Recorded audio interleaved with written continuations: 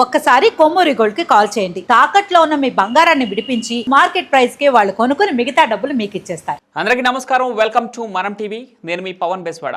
మనతో పాటు అనలిస్ట్ డివి శ్రీనివాస్ గారు ఉన్నారు. ఆయనతో మాట్లాడదాం. సార్ నమస్కారం. నమస్తే. అమ్మ ఆజ్ఞాపించింది నేను చేశాను, అమ్మ చెప్పింది నేను విన్నాను, అదే చేశాను. ఇవి గోవిందప్ప బాలాజీ విచారణలో చెబుతున్నటువంటి విషయాలు.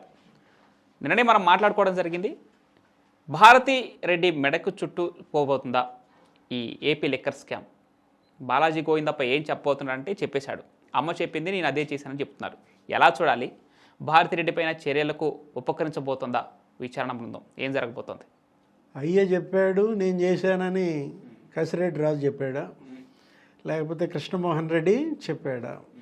ఇప్పుడు అమ్మ చెప్పింది నేను చేశానని బాలాజీ గోవిందప్ప మొత్తం ఇప్పుడు ఇవాళ జగన్మోహన్ రెడ్డి మెడకి, భారతీ మేడం కాళ్ళకి ఇవాళ లిక్కర్ ఉచ్చు చిక్కుకున్న పరిస్థితి అనమాట.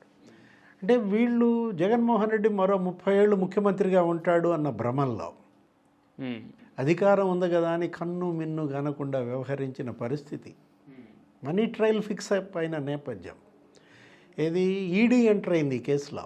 ఇప్పుడు మొన్న మామూలుగానే ఎన్ఫోర్స్మెంట్ కేసు ఇన్వెస్టిగేషన్ రిపోర్ట్ కట్టారు ఈసీఐఆర్, ఇప్పుడు మనకి ఎఫ్ఐఆర్ లాగా. నిన్న అసలు ఈడీ ఎంటర్ అవ్వటం, మొత్తం సిట్కి ఉన్న వివరాలన్నీ మాకు పంపించమని అడిగారు. అంటే ఒకవైపు సిట్ దర్యాప్తు, మరోవైపు ఈడీ దర్యాప్తు. ముందు నుయ్యి వెనక గొయ్య. ఇవాళ జగన్మోహన్ రెడ్డి, భారతీ మేడం పరిస్థితి. అటు ఎన్ఫోర్స్మెంట్ డైరెక్టరేట్ కనుక వెళ్తే ఇందులో పూర్తిగా ఇంకా లోతైనటువంటి విషయాలు కొన్ని బయటకు వచ్చే అవకాశం ఉంది. అసలు ఏది 7 రకాలుగా మనీ లాండరింగ్ జరిగింది, 7 లేయర్లు. దగ్గర సిట్ ఒక 5 లేయర్లు బ్రేక్ చేసింది. ఇప్పుడు 6వ లేయర్ బ్రేక్ చేయడానికి ఆగింది. ఎవరు? మిథున్ రెడ్డి. మిథున్ రెడ్డి అరెస్టు, మిథున్ రెడ్డి కస్టడీ తీసుకుంటే అది కూడా బ్రేక్ అయిపోయి ఇక 7th లేయర్లో బిగ్ బాస్ ఉన్నారని. ఇప్పుడు మనీ రూటింగ్ ఏది, ఇప్పుడు ఎన్ని రూపాలుగా ఈ నగదును మార్చారు. నిన్న మంత్రి కొల్లు రవీంద్ర మాట్లాడుతూ ఏమంటున్నారు, తెలంగాణలో ఆంధ్రప్రదేశ్లో మద్యం ఆదాయ వ్యత్యాసం చంద్రబాబు సీఎంగా దిగిపోయినప్పుడు కేవలం 5,000 కోట్లు. 2 రాష్ట్రాలకి తేడా 5,000 కోట్లు ఉండేది. అదే జగన్మోహన్ రెడ్డి సీఎంగా దిగిపోయేటప్పటికి 42,000 కోట్లు అయింది. ఈ 37,000 కోట్లు ఏమయ్యాయి? ఎవరి జేబుల్లోకి పోయాయి. అంటే ప్రభుత్వ ఖజానాకి రావాల్సినటువంటి 37,000 కోట్లు వీళ్ళు దోచేశారు. మనం అనుకుంటుంది ఏంటి, మద్యం వీళ్ళు కేవలం అసలు క్యాష్ ఒకటే తీసుకున్నారు, అటు జీపే ఫోన్పే ఏమీ చేయకుండా కట్టల నగదు ఇవాళ ఏంటి రకరకాల రూపాల్లో మారిందని. ఇప్పుడు అదే కదా ఈ కసిరెడ్డి రాజు ఆయన ఛార్జ్షీట్లో అదే, లేకపోతే ఇప్పుడు బాలాజీ గోవిందప్ప ఛార్జ్షీట్లో అదే.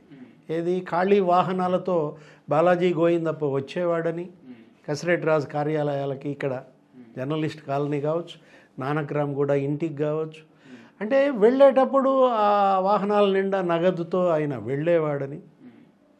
అసలు ఏమయ్యాయి ఆ కట్టల నగదు? అంటే మద్యంలో కట్ల పాముల, ఇప్పుడు నీళ్లలో పాములు తెలుసు మీకు, లేకపోతే బురదలో పాములు చూసుంటారు, కానీ మద్యంలో పాములుగా వీళ్ళని ఎలా చూడాలి? ఇప్పుడు దానిలో కొంత అమౌంట్, ఇప్పుడు మీరు చెప్పారు బాలాజీ గోవిందప్ప అమ్మ చెప్పింది నేను చేశాను. ఏం చెప్పింది అమ్మ? బెంగళూరు రియల్ ఎస్టేట్లో ఎంత పెట్టమని చెప్పింది? అంటే అక్కడ 1000 కోట్లు పెట్టారని. ఇక్కడ బెంగళూరు రియల్ ఎస్టేట్లో బాలాజీ గోవిందప్ప ద్వారా 1000 కోట్ల పెట్టుబడులు జరిగాయి. అంటే కర్ణాటకలో, అటు హుబ్లీలో, ఇంకా వేరే నగరాల్లో ఇంకెక్కడెక్కడ జరిగాయి. ఎందుకంటే ఇతను పట్టుబడింది అక్కడెక్కడో తమిళనాడు కర్ణాటక బోర్డరు వెల్నెస్ సెంటర్లో. అంటే వీళ్ళు వెల్నెస్ సెంటర్లలో కూడా పెట్టుబడులు పెట్టారా? ఇవాళ ఉన్న రిసార్ట్లో రేపు ఉండలేదు, మారిపోయింది, మార్చేసాడనమాట. ఫోన్లు స్విచ్ ఆఫ్ చేసేసారు. ఇప్పుడు అదేమంటే వాళ్ళు ఏమంటున్నారు, వాళ్ళు కొత్త వాదన తీసుకొస్తున్నారు. అసలు A3ని అరెస్ట్ చేయకుండా A33ని ఎలా అరెస్ట్ చేస్తారంటున్నారు. ఇప్పుడు జగన్మోహన్ రెడ్డి మీడియాలో డిబేట్లలో వాళ్ళు మాట్లాడుతున్నది చూస్తే A3 విజయసాయిరెడ్డి, A33 బాలాజీ గోవిందప్ప. అతను చార్టెడ్ అకౌంటెంటే, ఇతను చార్టెడ్ అకౌంటెంటే. అంటే ఇప్పుడు A3ని ఎందుకు అరెస్ట్ చేయలేదు అంటే A3ని పిలిచారు, అతను ఇన్వెస్టిగేషన్కి సహకరించాడు. ఇంకా అరెస్ట్ చేయాల్సిన అవసరం ఏముంది? Simple logic. ఎవరిని అరెస్ట్ చేస్తారు, ఎవరిని అదుపులో తీసుకుంటారంటే అడ్డం తిరిగితే అరెస్ట్ చేస్తారు. ఇన్వెస్టిగేషన్కి కోఆపరేట్ చేయకపోతే గాలిస్తారు, ఎత్తుకుంటారు, పట్టుకొస్తారు. వీళ్ళు పరారయ్యారు. ఎవరు? బాలాజీ గోవిందప్ప పరారవ్వాల్సిన అవసరం ఏంటి? ధనుంజయ రెడ్డి కానీ లేకపోతే కృష్ణమోహన్ రెడ్డి కానీ 20 రోజులు ఎందుకు పరారయ్యారు? మీకోసం వేట, గాలింపు బృందాలు 3 రాష్ట్రాల్లో వీళ్ళ కోసం వేటాడారు, పట్టుకొచ్చారు. అంటే ఇప్పుడు బాలాజీ గోవిందప్ప అరెస్టు అతను పారిపోవడం వల్ల, అతను సహకరించకపోవడం వల్ల. విజయసాయిరెడ్డిని ఎందుకు అరెస్ట్ చేయలేదు, అతను స్వేచ్ఛగా ఎందుకు వదిలేశారంటారు. అతను వచ్చాడు, ఒకరోజు విచారణకు హాజరయ్యాడు, కర్త కర్మ క్రియ కసిరెడ్డి రాజు అని చెప్పాడు. అతనే కాకుండా బదలు కొట్టింది. ఇప్పుడు కసిరెడ్డి రాజశేఖర రెడ్డి గురించి మనకు తెలుసా? జాతికి కసిరెడ్డి రాజశేఖర రెడ్డిని పరిచయం చేసిందే విజయసాయిరెడ్డి. ఇప్పుడు పలానా అతను మరి 2300 కోట్లు అతను సంపాదించాడంటే ఎవరు? అతను అదేమంటే నేను అమెరికాలో వ్యాపారాలు చేసి సంపాదించానంటాడు. ఇప్పుడు ధనుంజయ రెడ్డిని నిన్న విచారించారు, ఇవాళ విచారించారు. ధనుంజయ రెడ్డి బ్లాక్ మనీ మొత్తం అంతా ఎవరో రాయచోటి శ్రీధర్, అతను కూడా పట్టుకొచ్చారు. ఆ రాయచోటి శ్రీధర్ని, ధనుంజయ రెడ్డిని పక్కన పెట్టి విచారించారు. 2019-24 మధ్య ఈ కన్ఫర్డ్ ఐఏఎస్, ఇతను ఎవరు అసలు? అండమాన్ నికోబార్ దీవుల్లో ఏదో మామూలు డాంటన్ సర్వీస్లో ఉన్నాడు. ఆయన ఒక గ్రామ సర్పంచ్ మామూలుగా. తర్వాత సివిల్ సర్వీసెస్ రాశాడు, అంత సక్సెస్ అవ్వలో తక్కువ మార్కులు వచ్చాయి. అండమాన్లో చేరాడు. రాజశేఖర రెడ్డి సీఎంగా ఉన్నప్పుడు ఢిల్లీ ఆయన వెళ్తున్నప్పుడల్లా అక్కడ ఢిల్లీలో పరిచయం పెట్టుకున్నాడు. నీది కడప, నాది కడప, నేనేదో దూరపు బీరకాయ పీచు చుట్టం, ఇట్లా అతను జీహెచ్ఎంసీలో మకాం వేశాడు. తీసుకొచ్చి ఆయన సీఎంగా జీహెచ్ఎంసీ కమిషనర్, అడిషనల్ కమిషనర్గా పెట్టారు. ఎప్పుడు ఇది స్టోరీ? 2010. ఆ తర్వాత కిరణ్ కుమార్ రెడ్డి, రోసే వీళ్ళు వచ్చారు. ఏదో మొత్తానికి అప్పుడు ఆయన పెట్టిన ఫైల్, ఇతనికి ఐఏఎస్ ఇస్తానన్నాడు కదా, ఆ కన్ఫర్డ్ ఐఏఎస్ చేశారు. వీళ్ళు కూడా ఏదో పాస్ చేశారు, ఐఏఎస్ అయ్యాడు కలెక్టర్గా. ఇక జగన్మోహన్ రెడ్డి సీఎం అవ్వగానే సీఎం ఆఫీస్లో మకాం, ప్రిన్సిపల్ సెక్రటరీగా మొత్తం ఈయనే చక్రం తిప్పాడు. ఇప్పుడు ఇంకో కొత్త క్యారెక్టర్ వచ్చింది వాళ్ళు. ఎవరు? నిన్నటిదాకా రాయచోటి శ్రీధర్ ధనుంజయ రెడ్డి బినామీ అన్నారు. మొత్తం అవన్నీ చూపించారు. ఏది? ఆ బ్లాక్ మనీ ఎలా, వాళ్ళిద్దరి మధ్య లావాదేవీలు.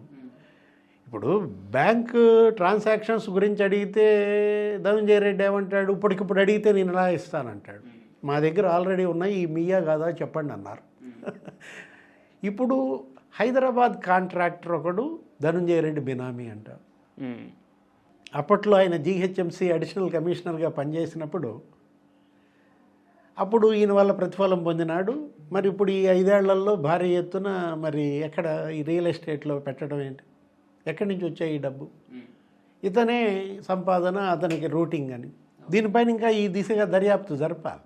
అసలు ఎవరెవరు ధనుంజయ రెడ్డి బినామీలు, ఆయన భార్య పేరిట ఎంత ఆస్తులు ఉన్నాయి, అపర్ణ మేడం, లేకపోతే ధనుంజయ రెడ్డి కుటుంబ సభ్యులపైన బినామీల ఆస్తులన్నీ కూడా గుట్లు బయటకు వస్తున్నాయి. ఇప్పుడు కృష్ణమోహన్ రెడ్డిని ఇవాళ మొత్తం ఇప్పదించారు. ఆర్డీఓ రేంజ్లో ఉన్న నువ్వు ఉద్యోగం మానేసి కుటుంబ సేవలో పడి మేడం విజయమ్మకి ఓఎస్డీగా చేసావు ఆ ఎమ్మెల్యేగా ఉన్నప్పుడు. తర్వాత జగన్మోహన్ రెడ్డికి ఓఎస్డీగా, పిఏగా, సీఎం అయినాక చేసావు. నీ కొడుకు కంపెనీల్లోకి ఎలా వచ్చాయి? ఇప్పుడు ఇది ఇవాళ వాళ్ళు టేకప్ చేసింది. ఇప్పుడు ఏది? ఆ స్కూబా ల్యాబ్స్లోకి ఎలా వచ్చాయి డబ్బు, లేకపోతే ఆ గ్రీన్ ఎనర్జీ దానిలోకి ఎలా వచ్చాయి, ఆ లాజిస్టిక్స్లోకి డబ్బులు, మొత్తం జగన్ సీఎం అయినాక నీ కొడుకు ఇన్ని కంపెనీలు ఎలా పెట్టాడు, మొత్తం ఇవాళ వాళ్ళ దగ్గర ఉన్నటువంటి చిట్టా అంతా ఆయన మీద పెట్టిన పరిస్థితి. ఇప్పుడు కొత్త వాదన ఏమంటున్నారు? వాళ్ళు సీనియర్ సిటిజన్స్, వాళ్ళని అసలు మీరు ఎలా పిలిపిస్తారు, మీరు వాళ్ళ ఇంటికి వెళ్ళి విచారించాలి అంటారు. ఇప్పుడు వాళ్ళే వచ్చారు విచారణకి. 18 రోజులు పరారీలో ఉన్నాళ్ళు వాళ్ళిద్దరు అటెండ్ అయ్యారు బాలాజీ గోవిందప్పని పట్టుకొచ్చినారు. ఓకే. ఇప్పుడు మీ అంతటా మీరు విచారణకు అటెండ్ అయ్యి మీరు ఎందుకని అది క్లెయిమ్ చేయలేదు? కోర్టులో వేసుకోవచ్చు కదా. ఇప్పుడు కసిరెడ్డి రాజు తండ్రి వేశాడు, నేను సీనియర్ సిటిజన్ని ఇంటికి వచ్చి పిలిపించాలని కోర్టు కూడా ఆదేశించింది. ఆయన పిలిపించబాకండి, మీరే వెళ్ళి ఇంటికి వెళ్ళి వాళ్ళు తల్లి తండ్రి విచారించమని. వీళ్ళు అది అడగచ్చు కదా, కోర్టులో క్లెయిమ్ చేయొచ్చు కదా. ఇప్పుడేంటి ఇవాళ మద్యంలో కుడితిలో పడ్డ ఎలికల్లాగా మద్యంలో పడ్డ పందికొక్కుల గిలగిల కొట్టుకుంటున్నారా?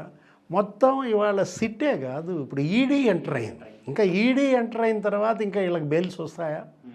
ఇప్పుడు ఆల్రెడీ కొన్ని పెండింగ్ ఉన్నాయి, ముందస్తు బెయిల్ పెండింగో లేకపోతే బెయిల్ పెండింగో. ఇప్పుడు మిథున్ రెడ్డి బెయిల్ పిటిషన్ కూడా ఉంది, డిస్మిస్సా? ఎందుకంటే ఇవాళ కింద కోర్టు నుంచి సుప్రీంకోర్టు దాకా హైకోర్టు కానీ ఇవాళ కన్నెర్ర చేస్తున్నాయి. ఇది అవినీతి కుంభకోణమే కాదు, ఇది మానవీయ కోణంలో ఇవాళ దర్యాప్తు జరపాలి. 30,000 మంది చనిపోయారు ఈ మద్యానికి. ఇది మద్యమా? ఇది మద్యం కాదు. ఇదేంటి, మద్యం ముసుగులో వీళ్ళు విషం అమ్మారు. ఇప్పుడు దగ్గర 80,000 మంది కిడ్నీస్ దెబ్బతిన్నాయి ఈ మద్యం తాగి. అదేమంటే జగన్మోహన్ రెడ్డి లేకపోతే ఆయన గుంపు ఏమంటోంది, డిస్టిలరీలు అసలు మేమేం కొత్త పెట్టలేదు, చంద్రబాబు పెట్టిన డిస్టిలరీలే మేము కంటిన్యూ చేసామంటారు. చంద్రబాబు ఆదాన్ డిస్టిలరీ ఉందా? ఎవరిది ఆదాన్ డిస్టిలరీ? లీలా డిస్టిలరీ ఎవరిది? ఎక్కడో పాండిచేరిలో లీలా డిస్టిలరీకి నువ్వు ఇక్కడ మద్యం ఆర్డర్ ఇవ్వడం ఏంటి? రైట్. వీటన్నిటిపైన ఇవాళ విచారణ జరపటమే కాదు, ఇంకా లోతైన దర్యాప్తు ఈడీ చేస్తే ఇంకా మరి అమ్మ అయ్యా ఇద్దరు జైలుకేనా? ఇప్పుడు అమ్మ చెప్పింది కాబట్టి చేశానన్నాడు, జైలుకి వెళ్ళాడు. మరి అమ్మ కూడా జైలుకి వెళ్ళాల్సిందే. అయ్య చెప్పాడు కాబట్టి చేశారన్నాడు, ఇప్పుడు జైలుకి వెళ్తే అయ్య కూడా. రైట్, చూద్దాం.